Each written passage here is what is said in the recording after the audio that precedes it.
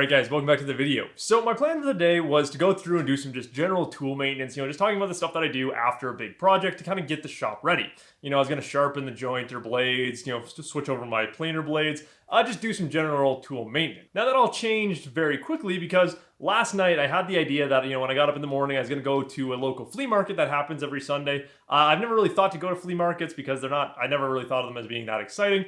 But I went to this flea market this morning just kind of on a whim, and I found one of the coolest things I could possibly think of. And that is a Bailey No.7 hand plane. So I don't really know a whole lot about these. I don't know when they were made, anything like that. And as you can see, it's in really rough shape. It's pretty rusted through, but I went through and checked the surface, and most of the rust seems very superficial. I made sure to go through and check it all very intensely when I was looking at it. Now the biggest thing here is, as far as I can tell, these are the original handles, and they're still perfectly intact. All the No.7s that I saw on eBay recently, all the handles and all that are busted out.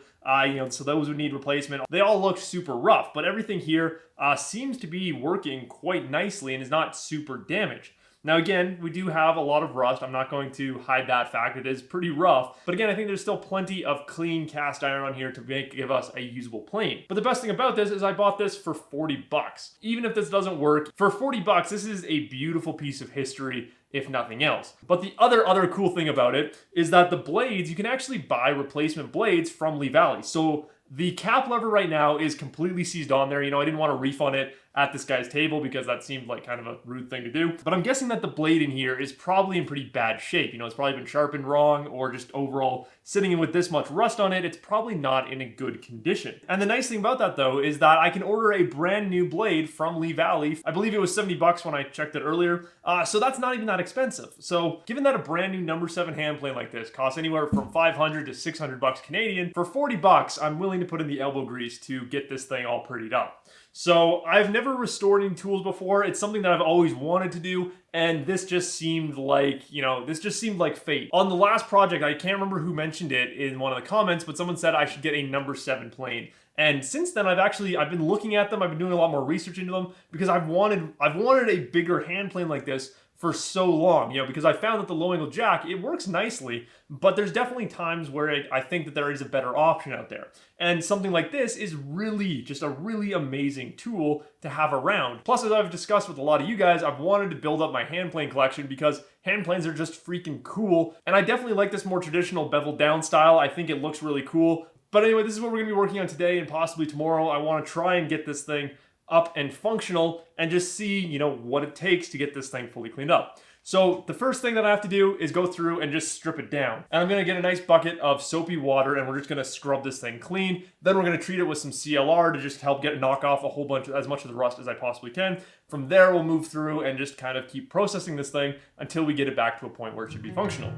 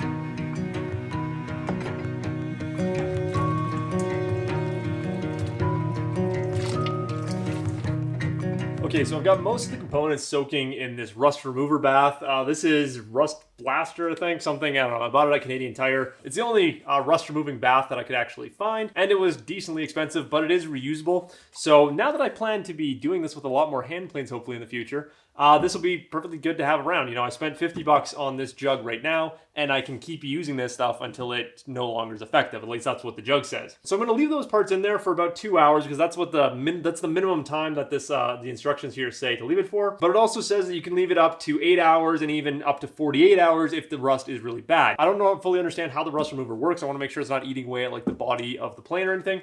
So I'm going to check it after 2 hours. If the body of the plane is not, you know, super cleared up just yet, then I'll leave it for a little bit longer. I'm pretty sure most of the other parts should be cleared up after the first 2 hours. But yeah, the body of the plane is pretty badly rusted, so we'll have to check it and see what it looks like. While that stuff is soaking, I'm going to work on the handles a little bit. So like I said before, they're in pretty good shape. They do have a little bit of surface grime on them, so I'm just going to go over them and just tidy them up a little bit, you know. I think originally these were probably painted, and I'm guessing that they're the original, I'm hoping that they're the original rosewood handles like a lot of these Bailey planes had. So I want to clean them up, and then if I can, I'm going to try and put a nice oil finish on them, just so they feel a little bit better. Right now, they definitely have some kind of like a plasticky type finish, like a polyurethane on them. And I'd prefer not to have that if possible. But mostly I just want to get a lot of this, you know, gunk and that off them. That's and there's areas right around the bottom of, I believe this is called the tote. I just want to clean this area up, just make it look a little bit better because this is going to be a pretty nice plane once we get done with it. So we're just going to slowly take away material here. Again, I'm not trying to like grind anything down. I don't want to do anything super extreme here. I just want to clean them up and make them maybe look just a little bit better.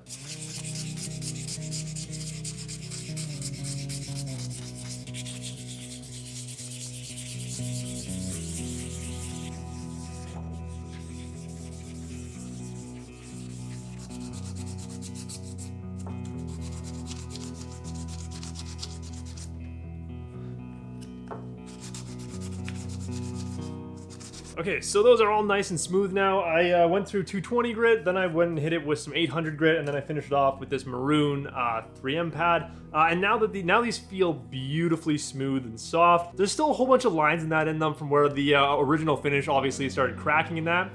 But I'm not going to try and sand through all of that because obviously it's a tool. It doesn't need to be, you know, I'm not trying to restore this for, you know, for sale, for, you know, really beautiful purpose. I just want it to be a little bit more functional. So the handle feels great in the hand now, and I'm super happy with it. Same with the front knob. I'm not sure if this is supposed to be like dyed black or something. It definitely looks like the knob on the front is dyed black, and then the handle on the back is slightly stained some color. Again, I don't really know anything about these planes. I don't know the history of them or anything like that. But I know that they were originally a lot of them were made with rosewood handles. So yeah, I don't know if this is the original rosewood handle. The wood does look pretty light in some of the areas where I took off a little bit of extra material. So I honestly don't know what I'm dealing with here. But I'm happy with where the handles are at, and now I'm going to finish them off with just a quick coating of this Clark's cutting board wax. Now this is my favorite stuff to use on anything I turn on the lathe. You know, all those rolling pins that I did, I finished them with this stuff because it just feels really nice. It's a nice light duty wax, and it's made with I believe citrus oils, stuff like that. So it's a really, you know, it smells good. You know, if you get it on your hands, you're not going to be, you know, they're not going to smell bad or anything like that. It's a really nice wax mixture. So I'm just going to coat both of these, let them sit for a little bit, and then I'll buff off the excess, and we should be left with two pretty nice looking and feeling handles.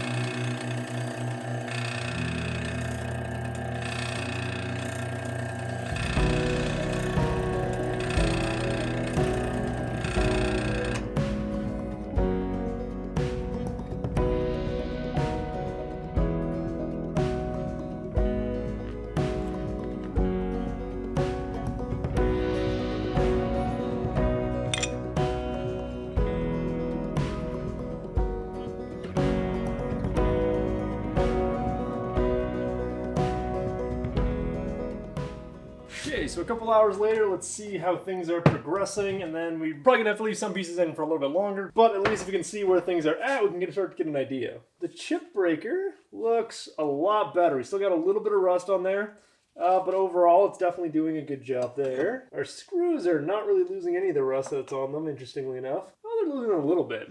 A little bit of rust still left on there. Our actual blade still has small amounts of rust. All the rust that was actually on the cutting edge is gone, which is good. There's some minor discoloration, but that is to be expected. So it's not surprising, but overall, this blade looks brand new. Like it's definitely been sharpened a few times. You know, there's definitely some areas on the back where you can tell that this thing was properly taken care of and sharpened. So that is a very good sign as far as I can tell. The frog is the same thing. You know, it's got a little bit of rust still on it, so I may leave this stuff for longer because, you know, like I said before, the bottle says that you can leave it from anywhere, you know, 2 to 48 hours basically in order to eat up the bunch of the rust. So I don't know if I'm going to leave it for 48 hours. That seems a little bit risky, but yeah, definitely a little bit longer. The lever cap. Now this is the one thing that is kind of the most disappointing about this whole Handplane, honestly, is the lever cap is just, it's going to be very much so kind of destroyed. So normally the lever caps on these have this nice smooth finish that you can see on the bottom here, but on the top we're going to be left, once you get rid of all this rust, we're going to be left with a very rough texture. But that's all part of the history of this tool. It's obviously, it's been neglected for a long time. So it's going to be pretty cool to have this tool that is, you know, even though it's pretty badly rusted or was pretty badly rusted, it's going to have a decent amount of pop marks and that on it. It's going to be something that has history to it, which I think is the coolest thing. So even though we're not going to have this, you know, perfectly, beautifully smooth lever cap and all that, I don't really have an issue with that. I think that no matter how this thing comes out looking, it's going to be pretty dang cool. Now, the biggest question here is how is the body of the actual plane doing? Because, oh my goodness. Okay, that is freakishly impressive. That is... I'm going to let it sit for longer, for sure. But, like, most of the rust is gone. Oh my goodness, that is... You can actually see exactly what's happening, like, because I've got this one side here is a little bit out of the solution, so I figured I'd have to go back in and clean that up, but wow, that is just, I mean, there's still plenty of work we're going to have to do to this to actually, you know, get it fully cleaned up, but like that has given me so much hope. I am just thrilled. All the rust that was kind of around the area where the frog sits, it's totally gone. This thing is looking just majestic at this point. So I'm going to swap it around so this other side can get some time in the solution because obviously it's not going to need very much. I'm going to leave it for probably another couple hours just to see. I'm going to leave all the parts for another couple hours because we definitely, we still have a lot of pretty deep rust pockets in that on some of these areas. So if I can get through them, great. If not, we will, when we actually refinish the sole of the plane here, we should be good to go. But yeah, I'm going to put this stuff back in, close it back up, and yeah, we'll come back to it in a little bit here. So I've taken most of our parts out of the rust solution. I left the lever cap in there just to let it eat away a little bit more of that rust because it's pretty deep. But now we're going to move on to some sanding here to start cleaning up the actual body of the plane and making sure that the sole of it is nice and flat. So as you can see, we still have a decent amount of rust at the bottom here. I just tried scraping some of it away with an old chisel just to try and, you know, clean up some of it. But we should be able to sand through most of this stuff and get back to nice, clean cast iron. So I don't want to push this too far, so I'm starting with some 150 grit paper. I've got it duct taped down to a piece of melamine, which I know is going to be perfectly flat. When we move to some of our higher grits, I'm going to actually take it over to the table saw, mask off an area, because I know that surface on my table saw is perfectly flat. That way I can actually get a precisionally flat surface on this. But we're going to do that later on once I get through some of these other grits, because I feel like I'm going to be switching out pretty quickly here. But anyway, the whole trick here is to just slightly move this back and forth across the sandpaper, keeping it as flat as possible. One of the big things you got to watch out for anytime you're hand sanding is putting too much pressure. So I'm just going to move it back and forth and let just the weight of the plane do the cutting on the sandpaper. I'm not going to be pushing down on one area or another. I'm just going to be sliding it back and forth until we clean up that whole bottom side there.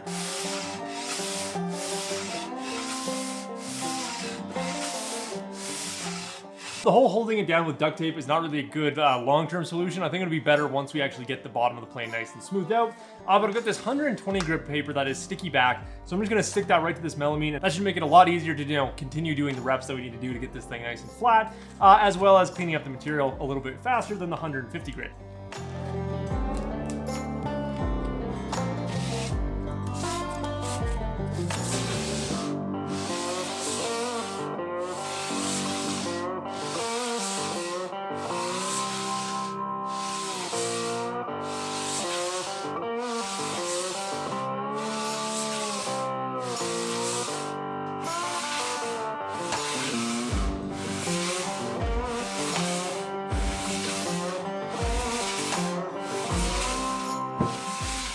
so really bad on my part where the area where I put that 120 grit on the melamine was obviously a little bit swollen and it got wet at some point in time. So I went and grabbed a brand new piece of MDF that we used way back on the bed project that I put that 120 grit on there. And the beautiful thing is now that I'm actually sitting the plane on this perfectly flat piece of MDF, it's actually starting to sit really flat. I went and checked it against my table saw, and it's the same story. It's starting to sit a lot flatter than when I first checked it against my table saw surface. So we are getting very dang close. I definitely did a little bit of not good stuff by having that bump in the melamine, but you can already see that the bottom of the plane here is starting to get a little bit of a sheen to it, and we're starting to get through a lot of these rust pockets. So it's getting there, and we definitely have something here.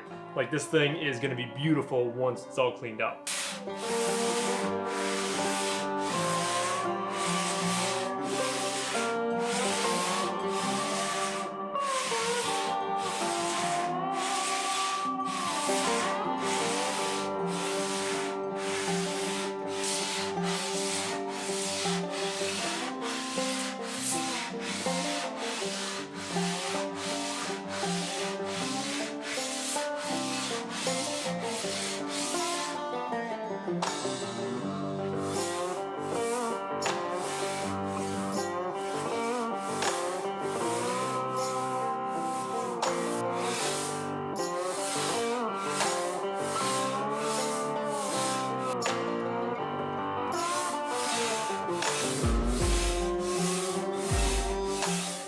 So I've got the sole as flat as I think I'm going to be able to get it. Now the funny thing is here, is I put this on the table saw and I was trying to figure out how flat this actually needs to be, because I've also been checking it with my Veritas straight edge, and I can very easily say that it's not perfectly flat. And no matter what I do, I can't seem to get it to want to stay perfectly flat over the length. And I do have an area on the back of the plane here where unless I go through and remove a ton of material, I don't think I'm going to be able to get through it, because it's the one area that had the worst rust. And I just don't know if I want to go and remove a ton of material in order to get through it. But I think it's going to be just fine because the majority of the plane is now as flat as, again, I think I can get it. So we do have a whole bunch of little rust marks and that in there, but for the most part, it's nice and smooth and flat. And so it's been sanded up to 150 grit, which I actually think is as high as I'm going to go because I don't really see much point in going any higher. It's nice and smooth. As soon as I put some wax on there, it should glide just fine. So I don't know if there's much reason to go any higher than 150. The last thing we have to do with sanding on the sole here is once we actually get everything else cleaned up and mounted in here, then we'll put the blade in, put the lever cap under some pressure, then we'll go through and do this process again with 150 grit. Because if I understand correctly, what happens when you tighten down that lever cap is it puts just a little bit of tension on the body of the plane here, and it might change, the way that the body sits. Once you have everything mounted in there, then you go through and do your kind of final flattening session. Now, while I was doing this, I was trying to figure out how flat the bottom of this needs to be. So I grabbed my Veritas low angle jack here, and I checked the sole, and currently the sole of this plane, even with that small area that's a little bit messed up, is flatter than my Veritas plane. So for a little bit of comparison, this is a $300 plane versus a $40 one. But yeah, so I obviously have to go back through and flatten the sole of this one at some point too. From what I understand, it does happen with hand planes, that the soles will slowly over time go out of flat. But again, it's nothing that I think is going to be an issue. So the biggest thing here is that we don't have any major twist to it or rocking. I didn't put too much pressure on the sides versus the middle when I was flattening it. So when I go through and check it on the table saw here, we don't have any obvious twist to it. Everything looks like it's going just fine. We also don't have like a high point in the middle as far as I can tell. So it looks like it's going to be just fine. Again, we'll do the final flattening once we have the blade and the lever cap and all that stuff installed in here. So then we'll do that kind of final touch up. And so now the last bit of sanding that I want to do today is I just want to clean up these edges a little bit. Again, we have that little bit of rust that's left right on this top edge here. So I'm just going to go over and hand sand it. Same thing down here. Just going to touch it up a little bit with some 150 grit. Just to make it look a little bit prettier than how it looks right now.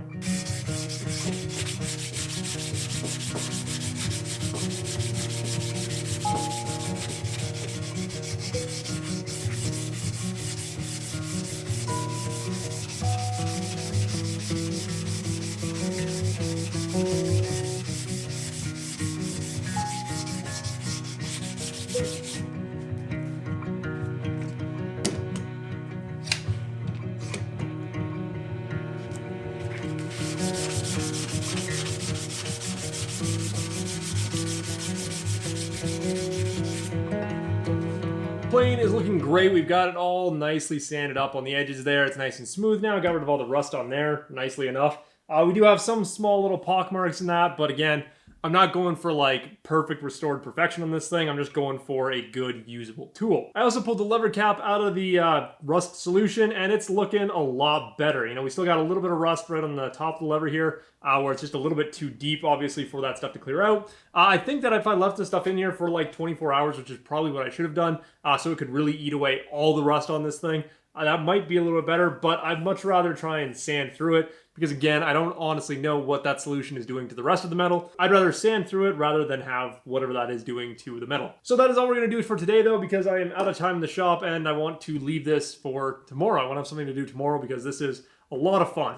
The one thing I will say I wish I had was some kind of a sandblaster, some access to a sandblaster, because on the inside here, the paint is all chipping, and I thought that I could just paint over it, but as I was drying it off and blowing the air into the air with the air compressor, it started chipping more and revealing just a little bit more rust on the inside here. So now I gotta kind of try and figure out a way that I might be able to remove the paint from the inside here. Because I bought some gloss black trim clad, which is specifically a rust preventative paint. So I can repaint the inside here, but I don't want to just paint that over all these chips and that because they're going to show through.